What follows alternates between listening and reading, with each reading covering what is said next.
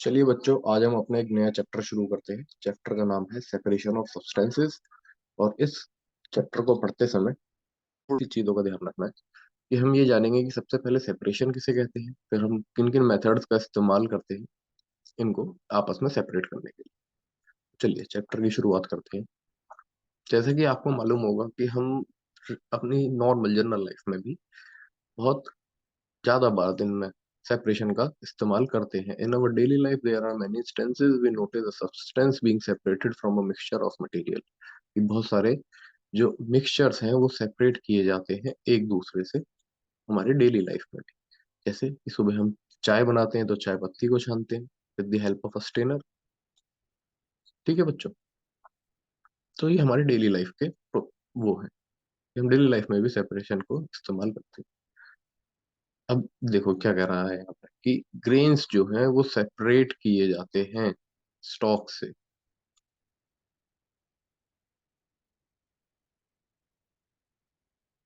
ठीक है, while harvesting, harvesting के दौरान।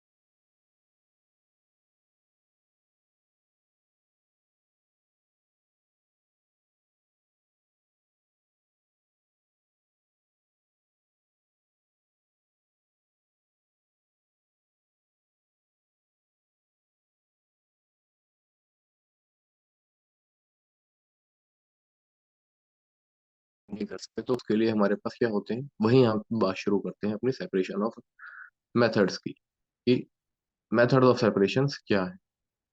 इसी में हम थोड़ा सा आगे चलते हैं। आपकी जैसे एक्टिविटी वन है, एक्टिविटी वन, यहाँ से हमें पता चलता है इस टेबल से कि टेबल 5.1 से कि separation process, separate stone from rice. अगर हम स्टोन राइस से हम सेपरेट करते हैं to separate to different but useful components, we throw away the solid component. ठीक है, अब क्या करते हैं, हम सेपरेटेड कंपोनेंट्स को फेंक देते हैं और यूजफुल कंपोनेंट्स को अपने पास रख लेते हैं। जो हम चर्निंग ऑफ मिल्क करते हैं to obtain butter to remove non useful components, हम उसमें से नॉन यूजफुल कंपोनेंट्स रिमूव कर देते हैं, we throw away the impurities, और इम्प्योरिटीज को फेंक देते हैं।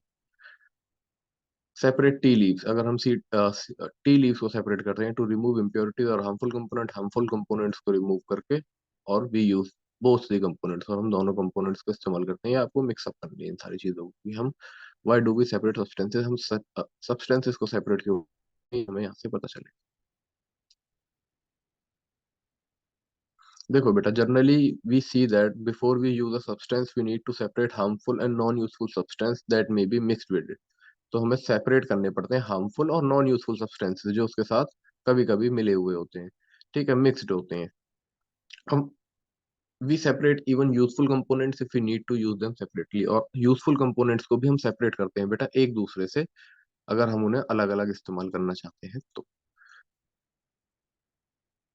अब जो सब्सटेंस है सेपरेट करने के लिए वो पार्टिकल्स की फॉर्म में हो सकते हैं, डिफरेंट साइजेस हो सकते हैं उनके, किसी भी स्टेट में हो सकते हैं वो बेटा, सॉलिड, लिक्विड, गैस की स्टेट में हो सकते हैं। ऐसे देखो आपको दो चीजें जानने को मिली कि जो पार्टिकल्स हैं किसी स्टेट्स ऑफ मैटर के, वो इन तीन फॉर्म में हो सकते हैं और उनके साइज भी डिफरेंट हो सकते हैं, और हो सकता है वो डिफरेंट मटेरियल ही हो एक दूसरे से। ठीक है बेटा, तो हम यहाँ से हमें दो प्रॉपर्टी पढ़ने को पता चली यहाँ से। सेपरेशन, यहाँ से हम शुरुआत करते हैं मेथड्स ऑफ सेपरेशन। सबसे पहला जो मेथड ऑफ सेपरेशन है बेटा वो है हैंड पिकिंग। हैंड पिकिंग यानी हाथों से चीजों को अलग करना अपने नॉर्मल हैंड्स को इस्तेमाल। ठीक है, अब आप अज्यूम कीजिए जैसे एक्टिविटी दी हुई है कि bring a packet of food grain purchase from a shop to the classroom. एक फूड ग्रेन का पैकेट लाइए आप शॉप से खरीद के। ठीक है, और फूड ग्रेन का, और उन ग्रेन्स को सेपरेट कीजिए एक शीट ऑफ पेपर पे। One kind of grain on the sheet of paper are there these pieces stone husk broken grain and particles of any other grain, क्या ऐसा कुछ है कि इनमें से कोई चीज, जैसे उस पैकेट में से स्टोन, हस्क, ब्रोकन ग्रेन्स या in particles of any other grain आपको अलग करते हुए मिले हो। अब इनको अपने हाथों से आप रिमूव कर दीजिए। इसी प्रोसेस को बेटा हम हैंड पिकिंग कहते हैं, मतलब अपने हाथों का इस्तेमाल करके इम्प्योरिटीज को या नॉन यूजफुल सब्सटेंसेस को आपस में अलग करना। Hand picking can be used for separating slightly larger size impurities like piece of dirt, stone and husk from wheat, rice or pulses। ठीक है बेटा, तो इनको हम जनरली लार्ज साइज, बड़े साइज की इम्प्योरिटीज को रिमूव करने के लिए हम हैंड पिकिंग का इस्तेमाल करते हैं। अब ऐसी जो इम्प्योरिटीज होती हैं बेटा, वो लार्ज इन नंबर नहीं होती, बहुत लिमिटेड होती हैं।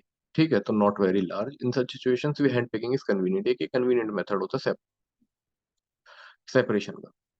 उसके बाद जो आपका प्रोसेस आता है बेटा, वो है थ्रेशिंग। अब जो थ्रेशिंग है, इसके बारे में हम पढ़ते हैं। आपने देखा होगा कि जब भी कहीं जहाँ पे वीट या पैडी की स्टॉक्स रखे होते हैं फील्ड्स में, खेतों में, आपने देखे होंगे बेटा, जब इनके कटने का समय आता है तो harvesting the crop stalks are dried in sun before the grain is separated from them. सबसे पहले उन स्टॉक्स को सुखा लिया जाता है, उनमें से नमी खत्म कर ली जाती है बेटा, और हर स्टॉक के साथ ग्रेन अटैच्ड होते हैं उस टाइम। ठीक है, तो number of grain seed in hundred of the bundle stocking lying in the field के अंदर पड़े रहते हैं। ठीक है, जैसे हमने मैंगोज और गुआवास को तो पेड़ पे से हाथ से तोड़ के अलग कर सकते हैं, लेकिन बेटा ग्रेन सीड स्टॉक में से अगर हम एक एक हैंड पिकिंग करेंगे तो उसमें लगेगा बेटा बहुत ज्यादा टाइम, बहुत ज्यादा टाइम कंज्यूमिंग और लेबर कंज्यूमिंग एफर्ट वाला काम हो जाएगा। तो इनको हम मैंगोज और गुआवास जिस तरीके से हमने अलग करे थे, उनको हम अलग नहीं कर सकते, क्योंकि उनका साइज एक लार्जर साइज था और यहाँ पे साइज जो है एक इतना लार्ज साइज नहीं है।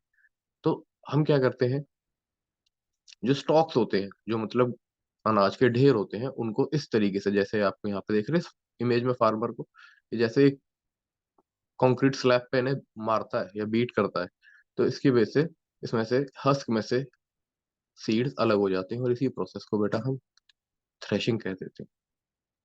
ठीक है, अब देखो यहाँ पे लिखा है, the stalks are beaten to free the grain seeds. Stalks को मारा जाता है, पीटा जाता है एक तरीके से।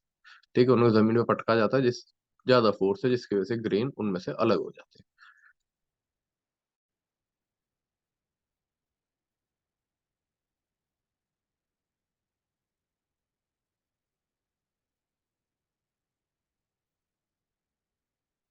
अब यहाँ से बेटा एक स्टोरी बिल्डअप है आपके लिए। इस स्टोरी में ये क्या कह रहा है कि ना, आप एक मिक्सचर लीजिए। ठीक है,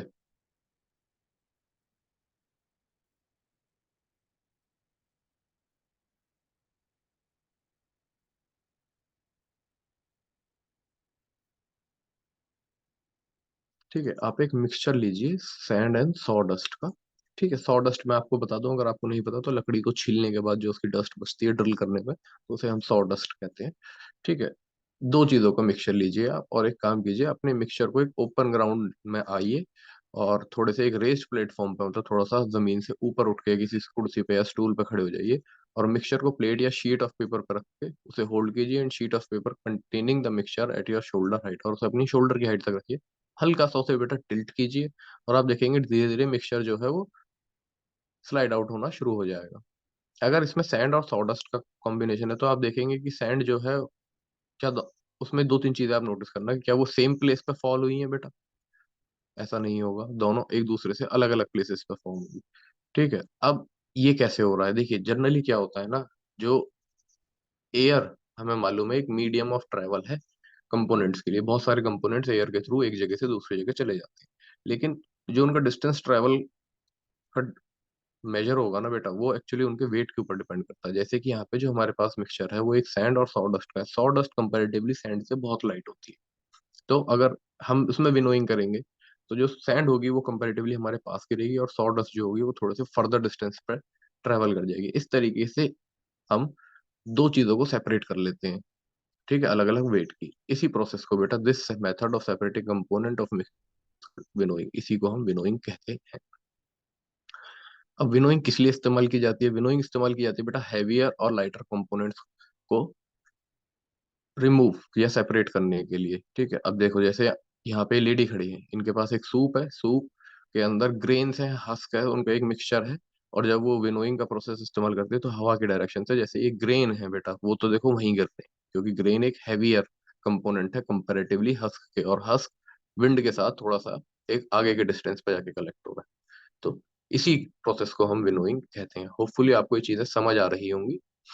इसके बाद बेटा सीविंग, सीविंग को अगर हम नॉर्मल टर्म में बात करें तो सीविंग का मतलब होता है छानना।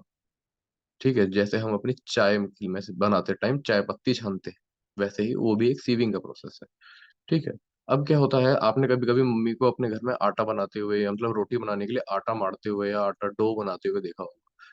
क्या होता है ना कि वो उससे पहले एक जो फ्लोर होता है, जो हमारा आटा होता है, उसको एक डिश में डालती है। और उस डिश में डालने के बाद उसमें से हिलाते हैं उसे, सीव्स को, इम्प्योरिटीज अलग हो जाती हैं। ये आपने नोटिस करना, अगर आपने आज तक नोटिस नहीं किया है। तो सीविंग जो प्रोसेस है ना, वो क्या करता है, जब उसमें छन्नी में से हम उसे छानते हैं बेटा, जो फाइन फ्लोर पार्टिकल्स, आटे के जो फाइन पार्टिकल्स होते हैं, वो तो होल से पास हो जाते हैं, लेकिन जो बिगर इम्प्योरिटीज होती हैं वो सिस्टी सीव पे ही रह जाती है।